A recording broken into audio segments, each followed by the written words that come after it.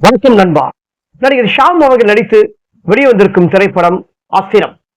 பரபரப்பாக பேசும் ஒரு த்ரில்லர் படமா இந்த படம் எப்படி இருக்கு? வீடியோ முழுசா பாருங்க.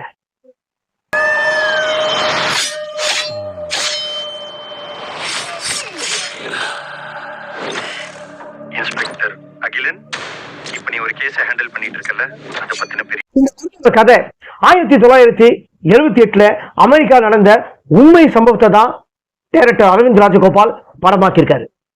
இந்த படம் கொடைக்கானல்ல நடிகர் ஷாம் இருக்காரு.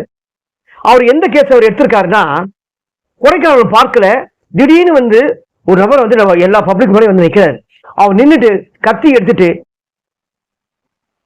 கத்தரை பேய் பண்ணிட்டு அப்படியே ஒரே குத்து சடக்குற வயிற்றுல குத்தி அந்த வயிற்றுல வந்து அப்படியே கிழிச்சிடுறாரு.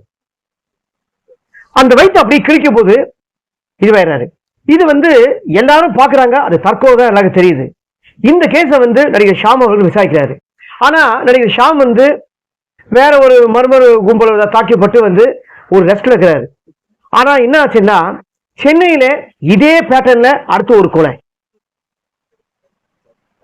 மதுரையில சேம் இதே பேட்டர்ன்ல அது ஒரு கொலை. இது எல்லாமே வந்து இறந்து போனவர்களுக்கு 3 பேருக்குமே வந்து சம்மந்தம் இல்லை.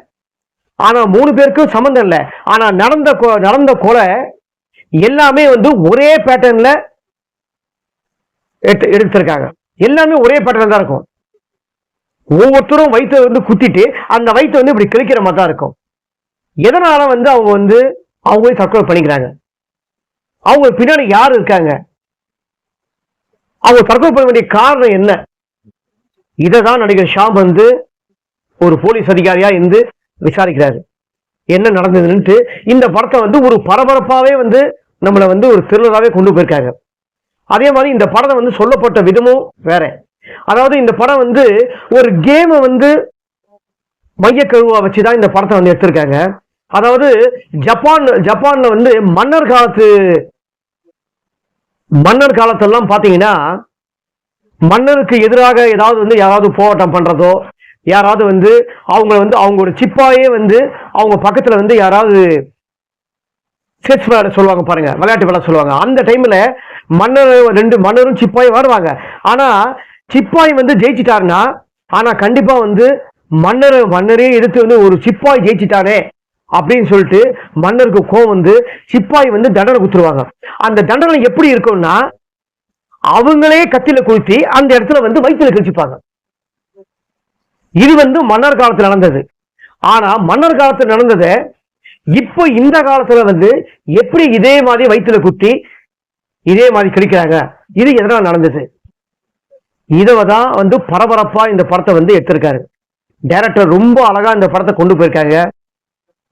ஓகேங்களா? நடிகர் ஷாம் அவர்கள் இந்த படத்துல வந்து ரொம்ப கச்சிதமா அழகா நேர்த்தியா நடிச்சிருக்காரு.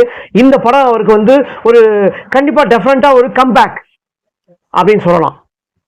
நடிகர் ஷாம் தான் இந்த படத்துல தான் நடிச்சிருக்காரு. அதுக்கப்புறம் வந்து இவருக்கு அப்புறம் வர நடிகர் வந்து நல்லாவே நடிச்சிருக்காங்க. கதாநாயகி அவங்களுக்கு கொடுத்த கதாபாத்திரத்தை ரொம்ப அழகா பண்ணியிருக்காங்க, நல்லா பண்ணியிருக்காங்க. அதாவது நம்ம மனசுல அந்த அளவுக்கு பதியலனாலும் நல்லா இருக்காங்க. ஏன்னா வந்து அவங்க கன்சீவ் ஆகி ஏதோ ஒரு சூழ்நிலையில குழந்தை பிறந்து இறந்துடும். அந்த குழந்தை பிறந்து இறந்துருது. அதுக்கப்புறம் அவங்க குழந்தை பிறக்கல. இவர் கூட இருக்கிற பிசி விசாரிக்கிறதுக்கு அனுப்புறாங்க. அவரோட மனைவியோட குழந்தையை தான் இவங்க இது பண்ணிக்கிறாங்க. நமக்கு குழந்தை இல்லையே சொல்லிட்டு அதோட இயக்கத்தை வந்து இவங்க இது மூலமா தான் ஒரு ஃப்ரெண்ட்ஷிப்பான முறையில இது பண்றாங்க. ஆனா அந்த இயக்கத்தை நமக்கு வந்து அந்த அளவுக்கு ஒரு எமோஷன் டச் நமக்கு ஒன்றும் அந்த அளவுக்கு தரல. ஆக்சுவலா கதை வந்து எமோஷன்ல தான் இருக்கு, குழந்தை இறந்து போச்சேன்னு சொல்லிட்டு நமக்கு. ஆனால் ஒரு பெருசா வந்து எமோஷன் டச் ஒன்றும் நமக்கு ஒன்றும் உருவாகலை அப்படின்னு தான் நான் சொல்லுவேன், என்ன தனிப்பட்ட மேல கருத்து. ஆனா இந்த படம் ஒரு 2 ஹவர்ஸ்க்கு மேலதான் ஓடுது. இந்த 2 ஹவர்ஸும் கிட்டத்தட்ட ஒரு பரபரப்பாவே தான் ஓடுது. ஏன்னா அடுத்தடுத்து கோல் வந்துனே இருக்கு. நடிகர் ஷாமோட ஃப்ரெண்டு போன் பண்ணுவாரு திடீர்னு. அவரோட கதாபாத்திரம் பேர் விஜய். அவர் வர சொல்லுவாரு, இதுக்கு ஒரு முழுசா நான் வந்து உனக்கு ஒரு முற்றுப்புள்ளி வைக்கிறேன் அப்படின்னு சொல்லி அவர் வீட்டுல வந்து இது பண்றாரு. ஏன்னா ஏற்கனவே ஷாம் வந்து இந்த கேஸை வந்து எடுத்து முடிக்காம இருக்கான்னு சொல்லிட்டு இவர் விளக்கத்துல இருந்து பெரிய ஆபீசர் இருக்காங்க. ஆனா அப்படி இருந்து இவர் விஜய் வந்து சொல்றாரு, இந்த கேஸை முடிக்கிறதுக்கு உண்டான எல்லாத்தையும் தரேன்ட்டு. பாத்தீங்கன்னா அங்கேயே வந்து விஜய் நம்ம நடிகர் ஷாம் வீட்லயே அந்த விஜய் வந்து அதே பேட்டர்னே அவர் எதிர்க்க வயிற்றுல குத்தி அதே இடத்துல கழிச்சுப்பாரு. அடுத்து இன்னொருத்தர் 2 கொலை வந்து நடிகர் ஷாம் வீட்லயே நடந்திருது. யார் தான் அந்த கொலையை பண்றாங்க? இதுதான் இந்த முழு கதையும் இந்த படம். நான் ஏற்கனவே சொன்னதுதான் அமெரிக்கா நடந்த உண்மை சம்பவம். இந்த படம் வந்து ஒரு கேமை வந்து மையமா வச்சுதான் இந்த படம் எடுத்திருக்காங்க. ஆனா கேம்னா யூ மீன் செட்ஸை மையமா வச்சுதான் இந்த படத்தை வந்து முழுமையாக நோக்கியிருக்காங்க. இதுக்கு மேல இந்த படத்தை நான் கதையை சொல்ல விரும்பல. இந்த படத்தை வந்து நீங்களே வந்து தியேட்டர்ல பார்த்து எப்படின்னு தெரிஞ்சுக்கங்க. ஏன்னா ஒரு தடவை இந்த படம் பார்க்கும்போது ஃபர்ஸ்ட் டைம் பார்க்கும்போது நமக்கு வந்து ரொம்ப த்ரில்லிங்கா இருக்கு. ஏன்னா திடீர்னு அடுத்தது கோன் நடக்கும்போது அதுவும் வயிற்று கீச்சிட்டு ஒரே பேட்டர்ன் 3 நடக்கும்போது நமக்கு எப்படி இருக்கும்? வேற மாதிரி தான் இருக்கும். அதே மாதிரி இந்த கதாபாத்திரம் நிலகல் ரவி ஒரு மெயினான கதாபாத்திரம் அவரு. ஓகேங்களா? அவர் ஒரு நிலகல் ரவி ஒரு சயின்டிஸ்ட். ஓகேங்களா? அவர் வந்து நல்ல கதாபாத்திரம். அவர் மெயினானது நல்லா நடிச்சிருக்காரு. அவரோட வாய்ஸ் தான் அவருக்கு மெயின். அவர் ஏஜ் ஆனாலும் அவரோட வாய்ஸ் தான் அவருக்கு பிளஸ். நிலகல் ரவி இந்த படத்துல நடிச்ச நடிகைகள் எல்லாருமே அவங்களுக்கு கொடுத்த கதாபாத்திரத்தை எல்லாமே நேர்த்தியா நல்லா பண்ணிக்காங்க. ஓகேங்களா? நடிகர் ஷாம், நிரஞ்சனி, நிலகல் ரவி, ஜீவா ரவி, ரஞ்சித் மற்றும் பலர் இந்த படத்துல எத்தனையோ நடிகர்கள் இந்த படத்தை நடிச்சிருக்காங்க.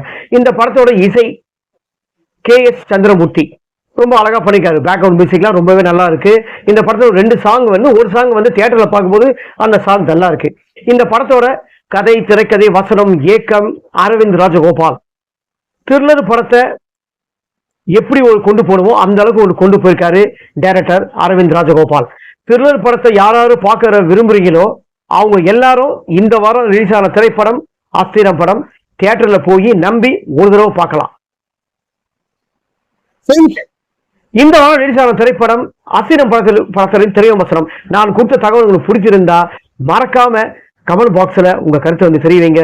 Kallapatti Tamil YouTube channel subscribe பண்ணுங்க, கமெண்ட் பண்ணுங்க, லைக் பண்ணுங்க, ஷேர் பண்ணுங்க. வணக்கம்.